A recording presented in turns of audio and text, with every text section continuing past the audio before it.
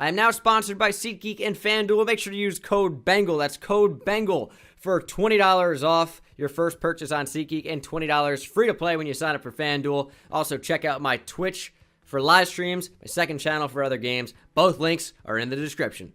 What's going on, guys? Bengal King here, coming back at you with another video with the risers and the fallers of the 2019 NFL Combine. Of course, I must say that there are way too many to mention. So if you don't see them on this list, it's not because they didn't have a good Combine.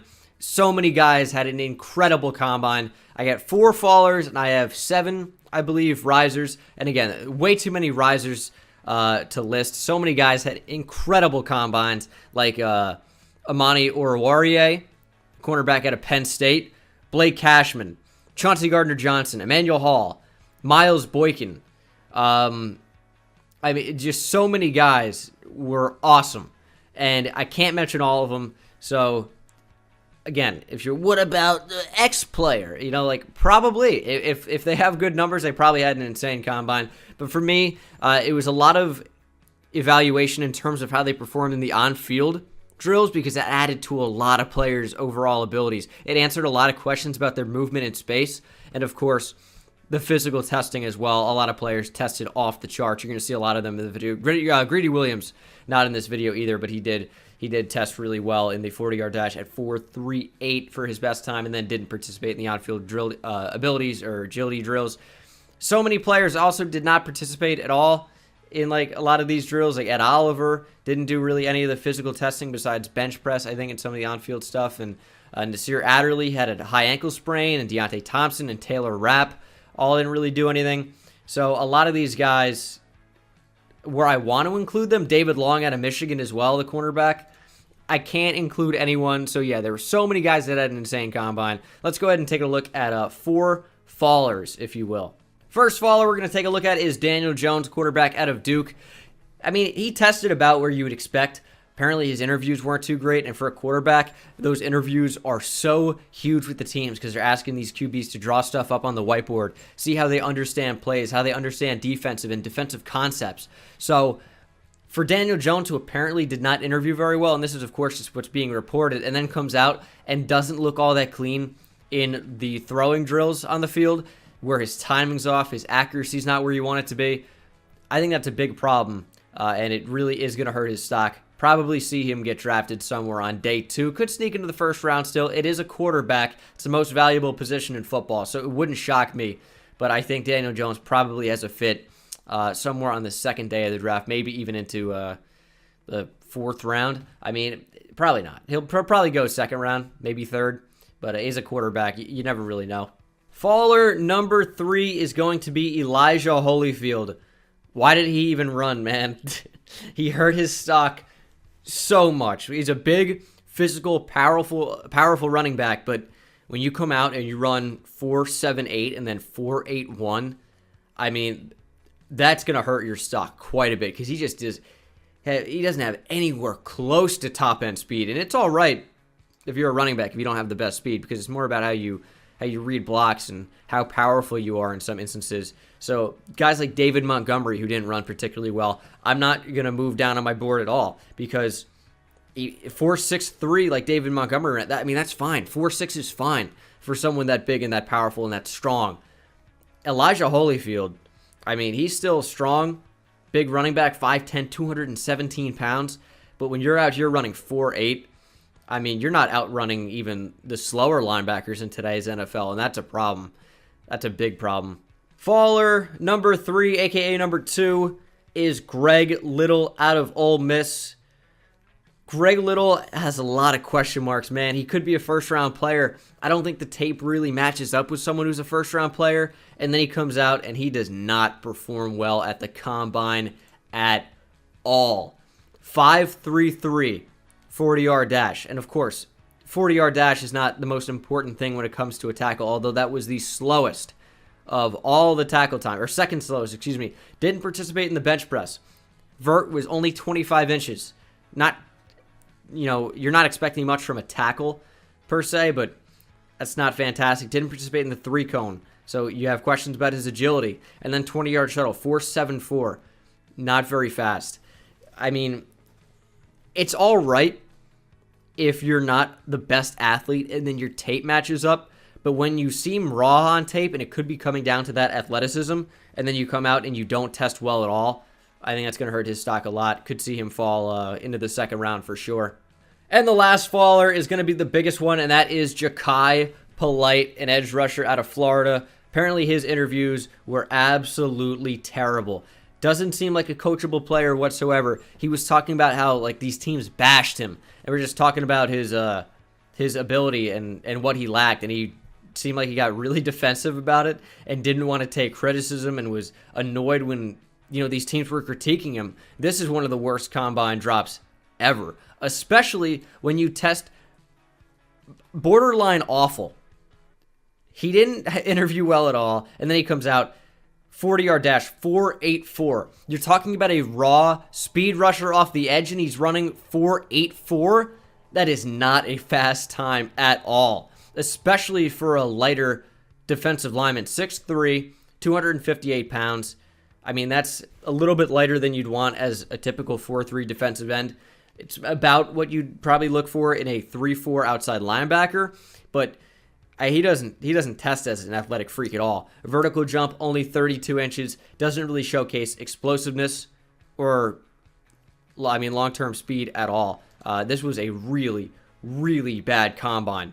So for Ja'Kai Polite, who is a borderline first-round player before this combine, and then he comes out and has one of the worst combines in modern history, yikes. Yikes. He could fall far.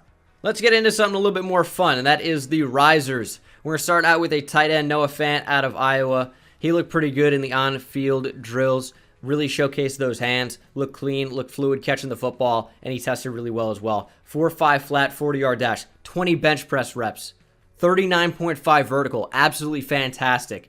That is a great number for him. Good broad at 127. He was quick in the three-cone, 6.81. That was one of the top tight end times, if not the highest tight end time, and was fluid and clean in those drills. 20-yard shuttle, 4.22, 60-yard shuttle, 11.49. He looked really, really good, and he is almost certainly going to go in the first round. Could fly up to the top, maybe in that top 10 range. Not necessarily top 10, but like 10, 11, 12 maybe. Somewhere in that range, depending on a team moves up midway through the first. I don't really think he falls out of the first round. It's possible, but he is a game-changing tight end that looks good on tape. People question his run blocking because he's a really fast player, but this is a guy that's 6'4", 250 pounds, and he shows up as a good run blocker on tape. This is a good player, and he only boosted his stock at the combine. Number 6 is going to be Juan Thornhill, a safety out of Virginia, and holy hell, you guys should look up some of his clips of dunks in high school, because this is an athletic freak. 5'11" or 6 foot, 205 pounds. Fairly ideal size for the safety position, and his testing was off the charts. 4.42 40-yard dash. Phenomenal for a safety. 21 reps of 225 on the bench press. Second of all safeties, or in all DBs even. That's not saying much with what cornerbacks usually might do. His vertical jump was 44 inches. The second best since 2003. Broad jump, 141 inches. AKA, what, 11.9? 11.9 is what that is? 11.2 maybe? I don't remember what it was exactly, but absolutely ridiculous combine for Juan Thornhill. And for a guy that was probably going to be a third or fourth round pick, you could easily see him fly up into the second round now. You cannot teach that kind of athletic prowess. What an absolute freak. Yeah, 11.9 on the broad jump. Holy, Juan Thornhill showed up. Risers number 5 is going to be Brian Burns. For a lot of these guys, it's tough to say where they go. Brian Burns could be the number 1 player who improved his stock at the combine, even though he's flying a little bit under the radar. And he checked off so many question mark boxes for me. It was about, can he build up weight and still be explosive? So he played at around 230 pounds. Very, very lightweight for an edge rusher. Very explosive, though. Very fast, twitchy player. And then he comes to the combine at 249, a way more ideal weight. About 250 pounds. That is so, so good. Checks off, can he add weight to his frame box? Yes. And then he comes out and he's explosive. 4.53 40-yard dash. 36 inch vertical jump, 129 inch broad jump. His 3-cone was around 7. Pretty solid for an edge rusher. And then you come onto the on-field drills, and I tweeted about it. You guys can feel free to follow me on Twitter for stuff like this. I tweeted out some of his on-field workout, and oh my goodness. I have never seen an edge rusher who rarely played off the ball, if ever. And he was going through those drills, and he was looking so fluid. The hip turn, so clean. No wasted movement. Showed off ball skills as well. He looks like he could play safety. 6'5", 250 pounds. Moves like a safety. 4.53 speed.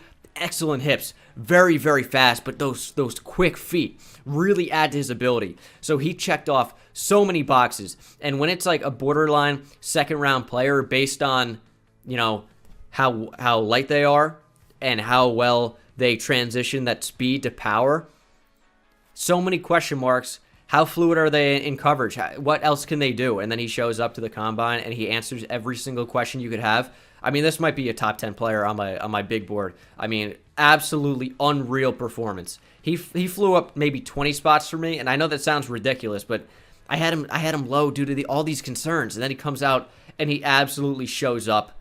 Unreal. Brian Burns is going to be a really, really fun player to watch at the next level. Number 4 is going to be Devin Bush. Maybe a second-round guy, and then he comes out to the combine, and I think he cements himself in the first round. You have question marks about his height. 5'11". I mean, not ideal for the position, but there are guys who get around with about 6 foot, so I don't think it's a huge concern. He is 234 pounds, so he's got some weight to him, but he can also fly. 4.43 40-yard dash, explosion, 40.5 inches on the vertical, 124 on the broad. Tested out in the 3-cone, 6.93. 20-yard shuttle was 4.23, and of course, in the bench press, put up 21 reps, showcasing some of that strength. Of course, the shorter arms help out a little bit, but 32 inches is not that bad for someone that's 5'11". So I think Devin Bush really, really improved his stock. And I wouldn't be shocked if he's taken now in the top 20. So that athleticism, I mean, just it feels like it would work in almost any modern defense. That's what you want. You want sideline to sideline linebackers with some cover ability. They can come up, play in the box, and tackle. And that's what Devin Bush offers. That's what he brings to the table. He had a great weekend. Number 3 is going to be Rashawn Gary. Holy cow. Now, his production, still a big concern at Michigan. But Rashawn Gary tested like an athletic freak. 6'4", 277 pounds, 34-inch arms. Big man. And he tested off the charts. 4.58 40-yard dash. I think a good time for him would have been like 4.7. That would have been a great time. He comes out, runs 4.58. Unbelievable. 26 reps of 225. 38-inch vertical, showcasing that explosion. 120-inch broad, 7.26 3-cone. That's not really his game. And then a 4.29 20-yard shuttle. I mean, you knew he was going to be testing well as an athlete. Didn't know he was going to be testing anywhere near these sort of numbers. He blew every expectation right out of the water. He had a fantastic weekend as well. And teams are going to love that upside. You could see him get drafted in the top 10, top 5. Don't know if he has that value for me personally, because I like to show what he did on tape, and production just wasn't there off the edge. I'd really like him to move to the inside. I think he has the ability to do so. We'll have to see how teams value him, see how they play him, see how they want to play him at the next level. But a guy who just had a fantastic weekend, tested unbelievably well. Number 2 is going to be Montez Sweat. I mean, you knew he was going to be a pretty good athlete.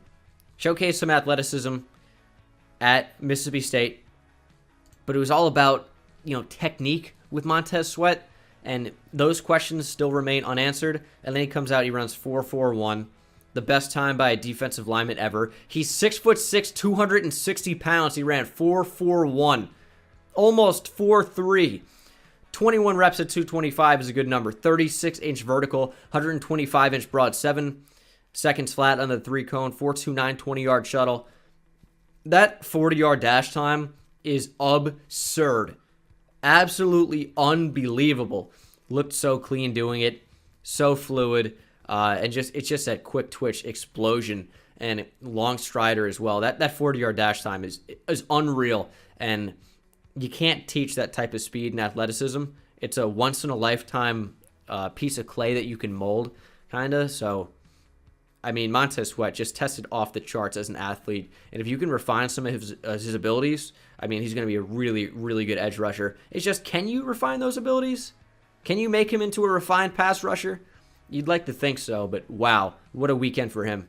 I should mention that Devin White also had a great week, but of course, number one has to be DK Metcalf.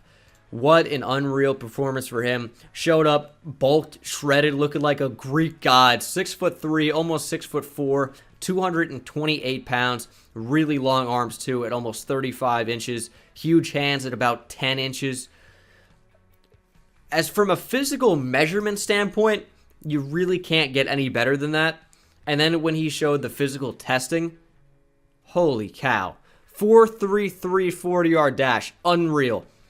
I thought 4.45 would have been a really solid time for him based on everything, based on height, weight, what he brings to the table. 4.45 is elite speed. He comes out and runs 4.33, 27 bench press reps. 27. Unreal for a receiver. Then comes out vertical, 40.5 inches. Absurd. 134-inch broad jump. Absurd. 3-cone was bad. Terrible. 7.38. Looked like he tripped in it. I saw the video on Twitter, and the 20-yard shuttle at 4.5 is nothing exceptional. But his 40, his bench, his vertical, his broad, unreal. Came out, looked pretty solid in the on-field drills as well. So DeKalin Zacharias Metcalf, what a weekend. Stole the show. So many unbelievable combines posted this weekend, though. Metcalf, Sweat, Devin White, Devin Bush, Juan Thornhill. Unbelievable numbers from so many of these guys. So you love to see it. DK Metcalf could rocket himself inside the top 10. You could see maybe a team like the Jets reaching on him, or the Raiders, even the Bills, the Jaguars inside the top 10. I mean, unreal upside. It's just, can he get, a more polished product out there on the field? Is he going to become a more refined route runner? I think that's what it ends up going to being, whether he's just a deep threat or a true every down, reliable receiver. But guys, thank you so much for watching the video. I hope you enjoyed, and I will see you in the next one. Take it easy.